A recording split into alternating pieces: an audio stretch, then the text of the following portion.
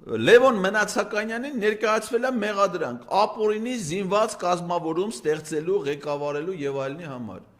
Արցախի պաշտպանության բանակում երբևէ ծառայություն անցած ցանկացած մարդու այդ մեղադրանքը վերաբերել է օրինակ Աշոտ Փաշինյանին, օրինակ Դավիթ Տոնոյանի որդուն, ժամկետային զինծառայող 2 տարի գնացել է Արցախում ծառայել է։